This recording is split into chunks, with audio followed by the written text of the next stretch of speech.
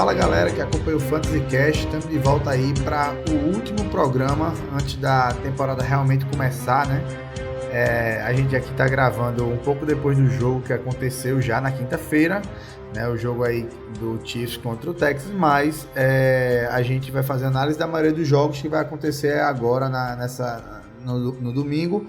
E, novamente, como eu já tinha falado, a gente vai trazer aqui, mais do que escalações, né? Falar realmente de alguns casos mais importantes e tentar falar um pouco de estratégias nesse momento que eu considero um momento crucial para todo mundo do Fantasy e no momento que está todo mundo também super ativo, aí super movimentando muito na waiver, né? Ninguém está dormindo no ponto porque está todo mundo ainda na disputa. Então a gente vai passar por alguns assuntos bem interessantes e por fim sempre com as perguntas semanais que aproveito para dar vários insights e várias dicas à medida que eu vou respondendo. Mas então vamos começar logo aqui com um assunto importante que a gente falou muito de estratégia do draft até agora, né? Sempre fala da temporada como um todo. Mas agora eu vou entrar mais no detalhe. Como é que você faz para toda semana estar ali na disputa e aumentar suas chances de ter um time competitivo? Então a gente vai entrar numa parte que eu chamo de estratégia semanal, né? Então eu vou falar de algumas questões que às vezes são menosprezadas e podem fazer toda a diferença. Começando com essa questão de como escalar os jogadores, né? Eu sei que pode parecer muito básico, né, essa questão, mas tem alguns pontos que é bom reforçar, porque tem muita gente que começou há pouco tempo e tem algumas coisas que a pessoa às vezes não está acostumada a fazer e nem faz nos momentos certos. Então, a primeira coisa é você realmente tem que analisar o confronto, então isso é uma coisa primordial. Então, uma coisa que vários analistas fazem é ver contra quem aquele jogador vai jogar naquela semana, contra que tipo de defesa, se o jogo parece ser um jogo que vai pesar muito contra o running back ou contra o receiver e assim por diante. Então assim, para mim é ponto comum você olhar que tipo de defesa o cara está enfrentando, se o ataque dele está com alguma peça deficiente, no caso um quarterback reserva jogando, ou no caso, alguém da linha ofensiva importante faltando, esse tipo de coisa. Não precisa entrar tanto no detalhe, mas realmente entender aí se o jogo é dentro e fora de casa, que pesa no confronto, né? Então o confronto é um ponto importante. Mas uma coisa que a gente fala muito aqui de running back, que eu comecei a olhar realmente muito ano passado, muito por uma falha de deixar alguns bons running backs, alguns caras com potencial, deixar de pegar eles na hora certa, no caso, dormir no ponto, e quando eu vi, alguém já estava com ele na liga. Então, um site que me ajudou muito a enxergar esse pequeno crescimento, eu falei muito ano passado sobre ele, mas vou reforçar de novo, é o lineups.com. Lá você consegue ver o tempo, na verdade, a quantidade de snaps que cada jogador teve de uma forma bem organizada, tá? Então é lineups.com. Então você vai procura lá, vem pro running back, por exemplo, quanto a porcentagem de jogadas que ele teve em campo, quanto ele teve de uma semana para outra. Então você consegue ver um crescimento, né? Não fica só no achismo. Então você realmente consegue olhar, esse cara aqui tá saindo, eu tô na dúvida se eu devo escalar esse ou esse. Aí você vê uma tendência de um jogador. Então, por exemplo, o Raheem Mostert ano passado teve essa crescente, a gente falou dele aqui, e se você demorar um pouco a perceber isso, provavelmente esses jogadores com potencial vão ter saído aí da chance de você pegar no waiver. Então é uma coisa muito importante de estar fazendo, tá? Então esses dois pontos para mim são bem importantes de escalar e da questão de ver a porcentagem que o cara está envolvido no jogo. Isso para running back no início do ano é muito importante, porque principalmente com a situação que a gente está de off-season sem jogos, né? Sem jogos de pré-temporada, a gente não sabe realmente quem está com mais talento, então é muito especulativo. Então nada melhor do que a gente ver quanto um treinador realmente está utilizando o cara nos jogos. Outro ponto importantíssimo é estar atento aos horários para revisar seu time. O que eu quero dizer com isso? É você ter um hábito na sua rotina, seja com despertador ou simplesmente acompanhando muito, de olhar alguns momentos da semana. E não sobre só o waiver, eu queria focar mais na questão até da escalação, que eu já vi muita gente, me incluo nisso, de não se organizar e perder um jogador por lesão que estava ali no questionable, né, que é questionável, 50% de chance de jogar, e acabou que ele não entrou. Então, assim, algumas regras de ouro, assim, uma é você sempre olhar na sexta-feira, se puder olhar na sexta, quando a NFL faz o report lá, né, de quem manda a lista de todo mundo que foi listado pelos times de estar com risco de não jogar. Então, eles dizem, né, quem não treinou, né, e diz lá se o cara tá fora, se tá questionável, ou se tá, que eles chamam de doubtful, né, que dificilmente, né. Então, é um cara que tem muito pouca chance de jogar. Então, isso é a primeira atualização. Então, faz com que você fique atento aos jogadores do seu time que estão nessa situação de risco. Então, aí você faz uma notinha aí, bota aí um lembrete aí de revisar. E sempre no domingo de manhã, né, perto ali do meio-dia, 1 hora no máximo, você olhar de novo, porque os times vão ter atualizado. Então, isso já ajuda muitas situações, aqueles, sei lá, uns 5, 6, 7 pontos ali que você acaba perdendo por ter essa distração. Então, eu sei que tem o domingo aí da família e tudo mais, mas quem realmente quer ganhar no Fantasy, bota um alarmezinho para 5 minutinhos para verificar, né? Normalmente as plataformas já dizem, já mostram essa atualização no seu jogador, com aquele símbolo, né? No caso, o Q de questionável, D, ou então no caso que o cara tá out, né? Que avisa, esse tipo de coisa. Então isso já ajuda muito. Pode parecer besteira e muita gente pode achar que faz, mas não custa nada botar esse alarme e dar essa revisada já tendo feito uma avaliação melhor na sexta-feira. Porque aí na sexta-feira, além de você fazer essa avaliação, você também pode fazer, adicionar um jogador, né, da waiver. Vou dar um exemplo aqui essa semana que vai acontecer com o Boston Scott, com a notícia aí do Miles Sanders. Ele acaba sendo um cara aí que estava muito disponível em ligas de vários tamanhos, principalmente nas que tem poucos times. E é um cara que vai ser running back 1 essa semana. Então, você fez o dever de casa na sexta, acabou adicionando um cara ali fácil. Não precisou nem pagar o waiver, porque essa informação veio mais para o final da semana. Então, é esse tipo de coisa que ajuda, acaba dando aquela pequena diferenciada e pode gerar alguns pontinhos importantes. E, por fim, ainda mexe com essa questão de horário, mas não é essa questão de atualização de lesão, é a questão de ter uma certa inteligência, saber jogar o jogo, né? Entender das regras do jogo. Então, o que é que acontece? Eu vou dar um outro exemplo aqui de uma lesão, o caso do Mike Evans, né? Foi até surpreendente, vou falar mais na frente, mas é um jogador que pode não jogar no domingo. Então, o que é que você faz? Mas você não quer abrir mão do Mike Evans porque é um receiver número 1 e às vezes você não tem uma opção muito boa. Então, se você quer potencializar a sua escolha, né, tomar uma decisão mais coerente, você tem que estar ligado na questão dos horários. Então, por exemplo, Mike Evans joga de 5 horas da tarde. Então, se você coloca ele no caso, deixa ele como receiver, né, a posição normalmente de Mike Evans é o receiver número 1, você não bota ele na flex.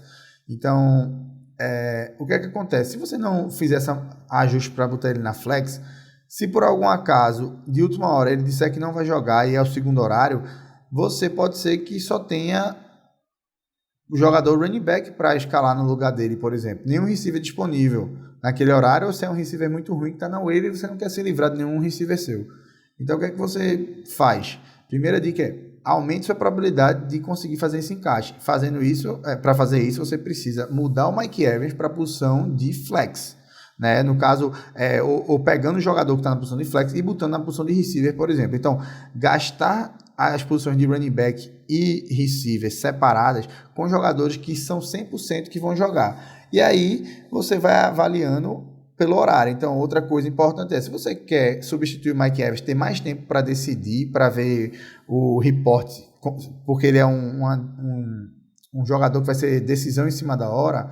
Então, o que é que você faz? Você tem que ter um jogador que vai jogar no horário das 5, ou no horário da noite, ou na segunda-feira. Se você não tiver isso, não vai ter adiantado de nada você ter segurado. Você vai ser obrigado a escalar o Mike Evans de toda forma. Então, é um pouco... são alguns pequenos toques que ajudam. E aí, isso é uma coisa que eu sempre fiz há muito tempo já, sempre fui muito alerta nisso. que aí eu também via como é que meu time estava performando no primeiro horário, né, tendo essa possibilidade, e avaliava, por exemplo, eu estou precisando só de 3 pontos, com 3 pontos, 4, 5 pontos, eu fico numa situação mais confortável, é melhor garantir isso. Então eu não escalarei o Mike Evans, eu iria com um jogador que tem um teto mais baixo, né, mas vai ter aquele chão garantido ali de fazer suas, sei lá, 5, 4 recepções, 60 jardas. Então aqueles pontinhos ali, 5 a 10 pontos que eu preciso, eu vou ter. Agora, se eu estiver jogando, ver que meu time está perdendo muito e que eu preciso de algum tipo de mágica aí, né, para virar, ou então uma pontuação forte, então eu arrisco e deixo Mike Evans, porque eu acredito que se ele jogar, ele vai ser mais eficiente. Então, a junção disso tudo entra numa estratégia semanal que muitas pessoas não fazem, eu observo, e que ajudam muito. Realmente faz a diferença de 1 ou 2 vitórias no ano, que é a diferença entre ficar ali, talvez, no playoff ou estar fora dele. Falando sobre as lesões, né, que a gente estava falando no outro quadro, vamos agora atualizar um pouco do que está acontecendo. A ideia não é entrar jogador a jogador, mas alguns casos emblemáticos que devem estar deixando muitas pessoas aí frustradas, que foram 3 situações muito repentinas, e 3 de receiver, né? Então o Mike Evans, o Galladay e o Courtland Sutton. São lesões que surgiram meio que do nada, né? O Galladay realmente foi já confirmado que está fora. O Mike Evans é decisão em cima da hora. E o Sutton, até o momento que eu tinha visto, era também uma decisão em cima da hora, mas era, assim, possibilidade grande dele não jogar. Então, sobre o Mike Evans, desses 3 casos aí, na verdade, vamos fazer o seguinte. Primeiro, falando de lesões em geral, vão acontecer lesões muito inesperadas, né, esse ano, pelo simples fato de não ter tido pré-temporada. Então, os jogos de pré-temporada são mais, por mais que a gente não ligue muito, eles são mais intensos do que treinos organizados pelos times. Não adianta comparar. Então, por mais que eles entrem pouco, eles entram 100%, tem uma questão de clima de jogo, de realmente correr mais, e aí é onde pode acontecer as lesões. E nesse tipo de temporada a gente vai ver ainda mais lesões do tipo de hamstring, né, que é da posterior da coxa, que tem muita conexão com essa questão da explosão, que os caras não estão fazendo tanto isso como eles fazem no jogo, né, na rotina deles. Então, tem que ficar, acho que mais do que nunca os GMs aí dos times de fantasy vão ter que estar super atentos a essa questão de lesão esse ano, né? Covid e lesão vai ser mais do que o normal, isso aí é meio que ponto comum para todos os analistas, então você tem que acompanhar mais. E aí, voltando, o que é que a questão para todos esses o Mike Evans faz com que a vida de Tom Brady seja um pouco mais difícil, ele não jogue, não vejo mudança muito no jogo do Tampa Bay, assim, pela ausência do Mike Evans, no sentido de alguém super valorizar ou desvalorizar demais. Eu acho que quem perde um pouco é Tom Brady. E a estratégia é aquilo, se você é um cara que eu seguraria até a última hora para decidir se eu quero jogar ele ou não, dependendo da situação e dependendo do que o time passa. Mas é um caso bem complicado aí essa semana. O Galladay, se você tem Marvin Jones, esteja muito feliz, porque vai ser um jogo que tende a ter um volume muito bom para ele. E o Hawkinson, né, que a gente já vem falando aqui, ano passado não engrenou, mas eu acho que já pode ser um grande jogo para ele por conta disso. O ataque vai cair ainda mais, ter mais oportunidades para ele. E no caso do Sutton, é um ataque que tem muita incerteza, muito potencial, mas não é nada certo. Para mim lembra um pouco do Cleveland passado, até pior, porque as armas parecem muito boas, mas ainda tem muita coisa a se construir. Então, se você tem o Jerry Jeudy em ligas maiores, eu arriscaria colocar ele, tá? Para quem pegou Jeudy nas ligas, pode ser uma coisa boa isso, essa pressão inicial aí dele talvez ser forçado a crescer mais rápido do que a gente imaginava. Então, para essa semana, eu acho que realmente ele passa a ser uma opção viável de wide receiver 3 ou flex em ligas maiores. Outro caso muito importante de falarmos aqui é do corpo de receiver como um todo do 49ers, né? Uma situação aí absurda de negativa para o time. O Brandon Ayuk e o Deebo Samuel em situações aí de risco de jogo. Eu acredito que ambos os casos sejam de precaução do time, pensando a longo prazo. Eu acho que a direção do 49ers, né, o Kyle Shanahan, já falei muito dele aqui, eu acho que ele vai segurar esse jogo corrido, consegue levar um time com jogo corrido e com o George Kittle aí, feliz da vida com o contrato, então eu acho que o volume vai ser para ele. E aí quem surgiu meio que do nada, né, foi acho que Kendrick Bourne, né, posso estar falando errado o nome dele aqui, realmente foi o receiver que surgiu e agora tem a possibilidade de ter algum tipo de volume nesse jogo contra a defesa aí do Cardinals. Então é um cara que, assim, diante da situação, vale naquele mesma questão que eu estava dizendo, que é alguém que tem algum tipo de volume de jogo, pode ser que ele lhe dê isso, né, já que não tem tanta opção. Realmente a situação do 49ers para receiver não está muito legal, né? Vamos falar agora da posição de running back e os casos de lesão aí que são mais importantes para essa semana. A gente tem o caso principal, acho que não tem nem como comparar, é o Miles Sanders, um jogador que saiu do ano passado, né? Ganhou liga para muita gente. Esse ano foi draftado muito alto por muitos times, chegou a ser primeira rodada em vários drafts. Nunca foi muito dessa linha, mas eu via potencial e draftaria ele assim, na metade do segundo, ou um pouco antes até, mas por algumas coincidências e pelas posições de draft acabou que eu não escolhi. Mas essa notícia aí meio que do nada, né, é bem surpreendente. Tá fora já do jogo, isso vai dar espaço para o Boston Scott. Então é um jogador ali que estava disputando contra o Miles Sanders, contra o Jordan Howard ano passado e até contra o Sproles, e de repente ele começa a semana 1 como titular. Então, algo assim, uma situação que ninguém esperava, né? Coisas dessa off-season maluca também. E um cara que pode não. É bom escalar ele aí na posição de flex, com certeza. Em ligas maiores não tem nem o que pensar. Mas com consciência que, assim, ele não é um running back todo esse talento, então é um cara que vai ter volume por falta de opção, mas que é um cara que eu não vejo a longo prazo tomando nenhum tipo de posição de Miles Sanders, e eu acredito que vão cuidar bem dessa lesão, espero que seja inteligente e não apressem o cara para dentro de campo e acabem prejudicando aí a carreira do cara que é muito jovem, né? Então, mas assim, é bem surpreendente para quem gastou tanto aí nos drafts com esse jogador.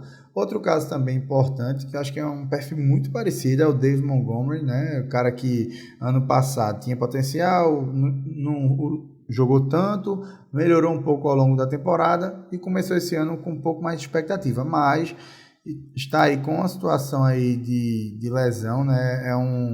Até olhando aqui para não falar nada errado, ele está na posição realmente de questionável, né? Ele está com a lesão na virilha, é algo sempre preocupante, mas pretende jogar. De toda forma, o Tariq Cohen, né, que é o backup, ganha mais importância ainda nesse jogo. O cara que tem habilidade para receber muito passe.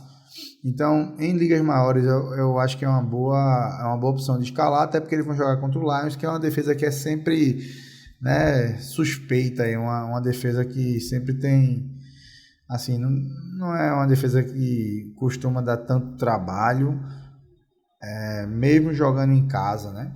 Então, assim, fica ligado aí no Tariq Cohen, mas sabendo que o David Montgomery pode entrar também. Vamos lá se tem mais algum caso aqui, olhando aqui algumas lesões.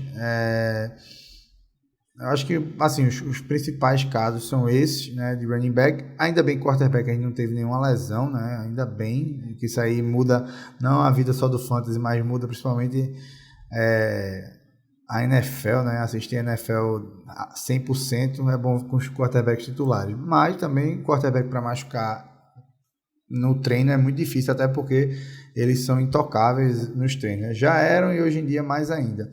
Outro assunto muito interessante que mexe com fantasy, mexe também com NFL como todo, foram esses super contratos de running backs, né? Uma posição que vem há um tempo sendo desvalorizada por uma questão de natureza do jogo mesmo, questão de idade, de ser bem substituível. A verdade é essa. Temos diversas discussões disso no Clube 93, falamos muito, mostramos muitos números. Eu acho que nisso aí, tanto né, eu, Matheus e Rafael Brasileiro, temos uma convergência muito grande nesse pensamento, né? A NFL realmente paga pouco para running back, é triste, né? Mas é uma página muito boa para o running back que está acontecendo, é o caso de Joe Mixon, agora o Camara com super contrato e também o Dalvin Cook. Então, parabéns aí aos jogadores, isso é uma ótima notícia para todo mundo do Fantasy, né? O pessoal aí com contrato garantido. Uma coisa que eu não gosto assim, que eu gosto dessa questão do cara tá jogando pelo salário, né, no último ano de contrato, né, ele jogar meio que na incerteza. Era mais comum isso acontecer antes. Hoje em dia os jogadores já estão querendo renegociar antes desse ano, né, para ter uma segurança salarial. Estão certíssimos, mas em termos de fantasy eu achava muito legal o cara ter que jogar pela vida mesmo ali, né, pela segurança financeira dele. Isso eu acho que fazia ele assim, querer mais ainda ter sucesso no ano. Mas de toda forma, para quem tinha esses jogadores foi um alívio, né, de não ter esse risco aí do cara não jogar 100%, ou enfim, se poupar e resolver o grandes running backs aí, né, 3 running backs com muito potencial estão numa situação melhor.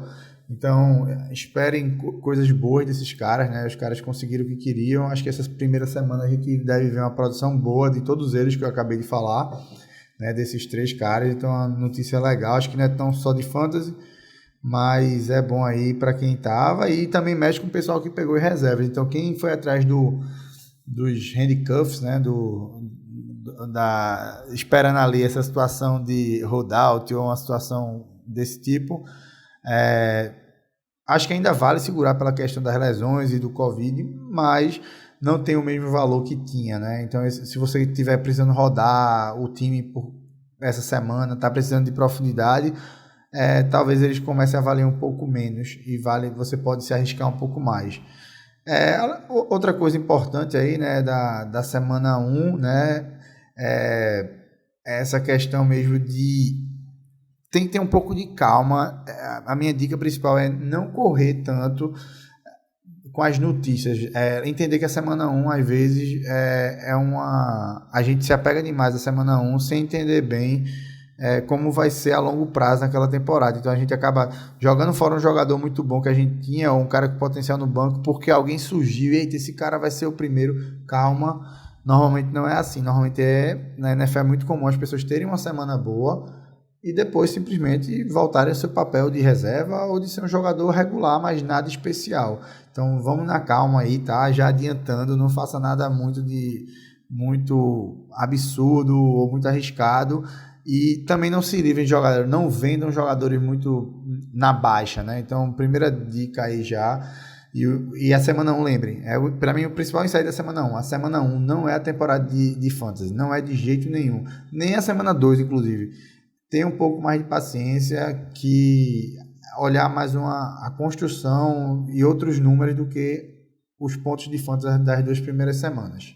E para finalizar, o último programa aí, antes de começar a temporada, vamos falar, né, das perguntas da semana, responder as perguntas da semana. Achei umas perguntas bem legais e tentar dar um pouco mais de dados mesmo.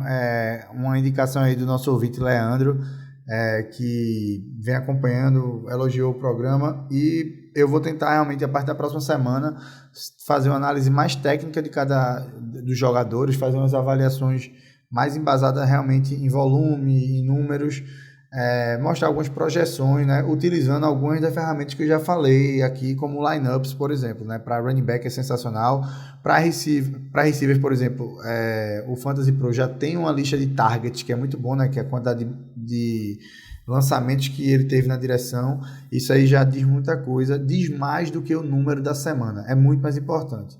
Então, começando, a gente tem a pergunta aí do nosso querido Iselo, do Clube 93. Ele joga inúmeras ligas, então ele falou que não tanto faz a liga, é realmente uma pergunta mais geral. É uma liga de draft anual E ele perguntou aqui se é possível esperar um desempenho consistente do DJ Chark, ou pelo fato de ele estar no Jaguars, ele está fadado à mediocridade essa temporada. E aí ele perguntou especificamente, essa rodada, ele ou Jarvis Landry? Ótima pergunta, puxei o histórico dos dois, eu já sabia um pouco de Jarvis Landry, já tinha pesquisado mais sobre ele, é um jogador que está na NFL aí há 6 anos, então a gente tem uma amostra maior. Mas começando, sobre o DJ Chark, quando os times resolvem tancar, né, desistir da temporada, que é muito raro isso na NFL, você tem que lembrar que um QB segundanista e um receiver segundanista não vão fazer isso.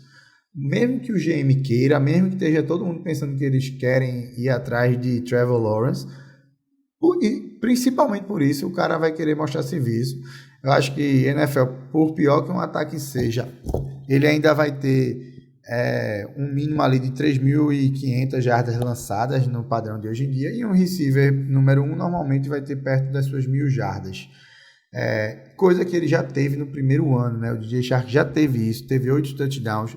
Começou muito bem, depois deu uma caída, mas é o receiver número 1 claramente desse time.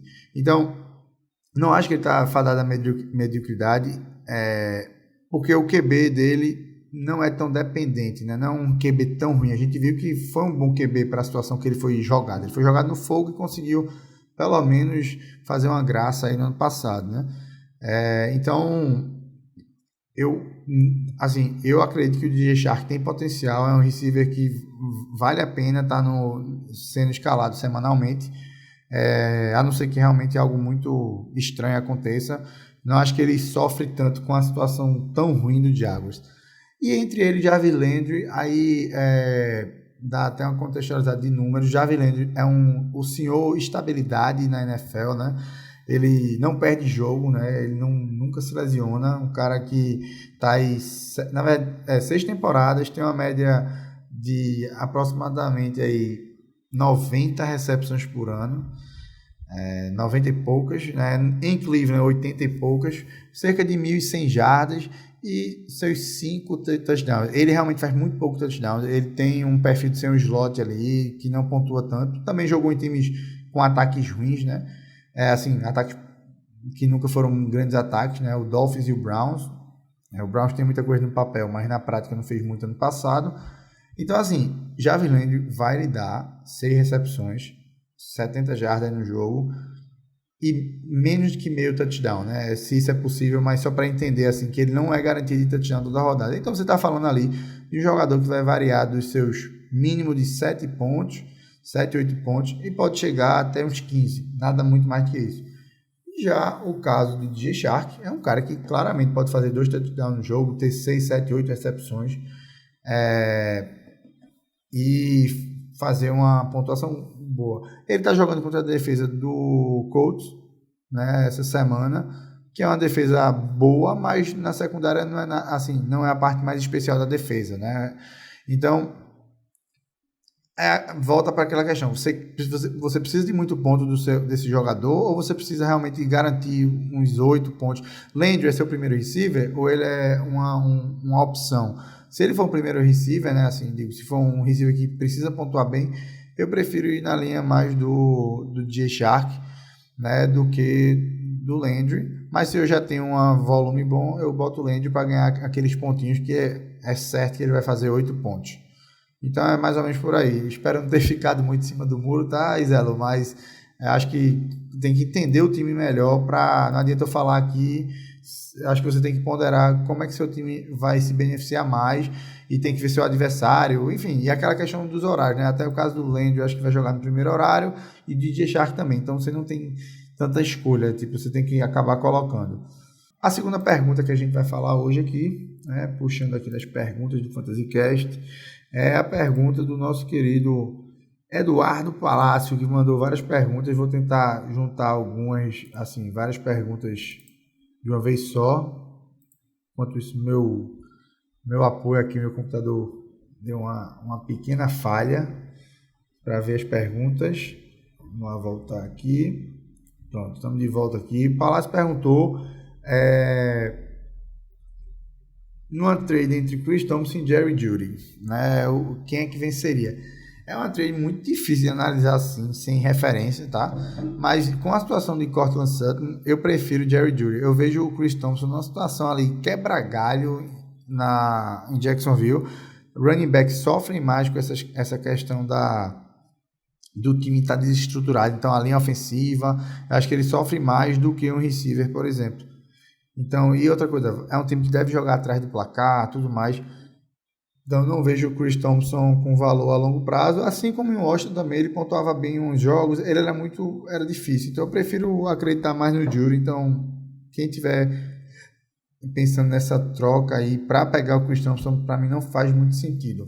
Porque pode ser que o Jerry Jeudy acabe sendo um receiver número 1 na temporada, porque talento ele tem, né? É difícil o receiver vingarem tão rápido, mas a gente vê que cada ano tem acontecido mais frequentemente. Para a próxima pergunta aqui, procurando aqui, a internet aqui não está ajudando. Vale uma troca, foi também do Palácio, vale apenas a troca Golladay por Conner? Veja, Golladay acabou de se machucar, né? Então essa troca aí a referência, se for pela semana, eu diria que sim, mas o James Conner não é um jogador também com altas garantias, né, de lesão. Eu só trocaria se eu tivesse um receiver bom no banco, tá? Então, por exemplo, se eu tivesse um receiver consideravelmente seguro, que não consiga escalar ele, ou um ou dois, e meus running backs estivessem mais rasos, né? Se tivesse, sei lá, 2 running backs titulares e uns tipo Tyreek Cohen, aqueles caras que não tem tanta certeza, talvez eu faria para ter mais profundidade numa posição que a gente sabe que lesiona muito. Então, talvez, muito talvez, porque eu acredito que o Golladay ali tem um valor bem legal, foi draftado normalmente no início do terceiro ou no final do segundo. É próximo, mas eu tenderia a segurar o Golladay mesmo com essa lesão aí. Então, na verdade, se puder segurar para a próxima semana para a gente ter uma clareza maior, mas claro, isso provavelmente vai significar aí talvez a trade não funcionar. Então, você tem que,